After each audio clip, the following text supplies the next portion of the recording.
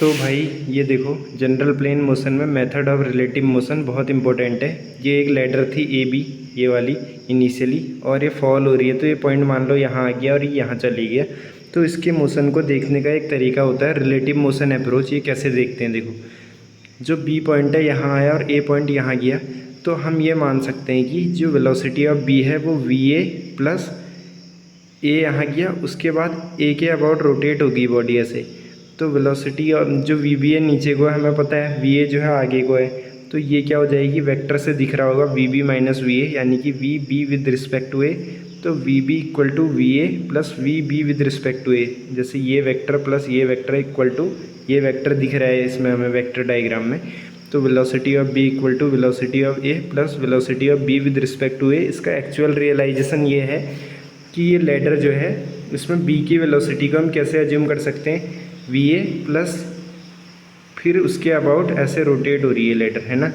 पहले velocity of ए दी हमने उसे, उसके बाद ए के अबाउट रोटेशन, तो वो आ जाएगी वी बी।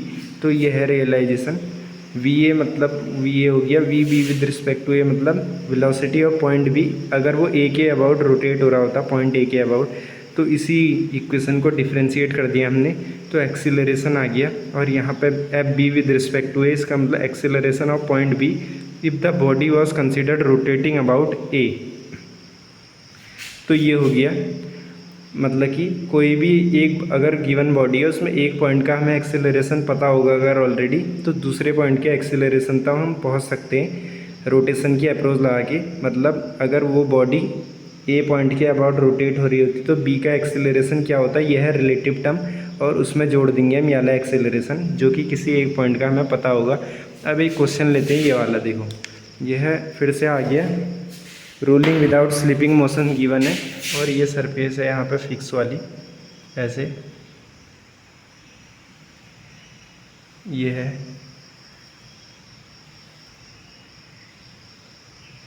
ये देखो भाई, ये है क्वेश्चन रोलिंग विदाउट स्लिपिंग वाला। और इसने हमें दे रखी है कई चीज़ें, जैसे बोल दिया उसने ओमेगा जो है 2 रेडियन पर सेकंड है और अल्फ़ा 2 रेडियन पर सेकंड स्क्वायर है।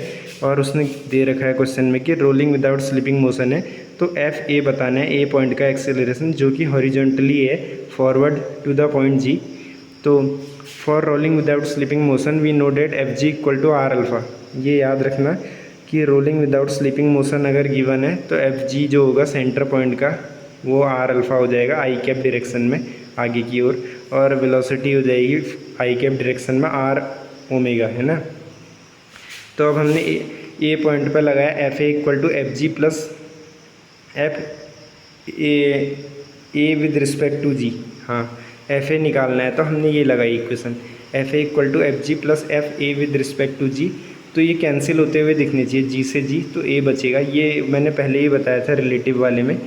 तो अब देखो हमें क्या करना है, कुछ नहीं, एफ जी हमें ऑलरेडी पता है आर अल्फ़ा आई कैप है, और अगर ए पॉइंट जो है जी के अबाउट रोटेशन में होता, प्योर रोटेशन में, तो क्या होता देखो, एक तो omega square R normal component आता है ना, वो बताया था मैंने रोटेशन जब पढ़ा रहा था। अगर जी पॉइंट के अबाउट रोटेशन में होता, जी पे हिंज अज्यूम करो आप, और ए पॉइंट जो है रोटेशन में, तो minus omega square R I cap आता, और नीचे को टेंजेंशियल आता क्योंकि सेंस ऑफ रोटेशन ऐसे है, तो minus R alpha J cap. तो अब हमने कुछ नहीं करा, F G plus F A with respect to G, ये वाली जो टर्म्स है वो ऐड कर दी, minus omega square R I cap minus R alpha G cap. तो आई कैप के अंदर ये आ गया R alpha minus omega square I cap minus R alpha G cap. So after putting the values we get R is equal to given as 0.5 into 2 minus omega square is 4 I cap minus 0.5 into 2 J cap, it is minus I cap minus J cap, so it is acceleration of point A. And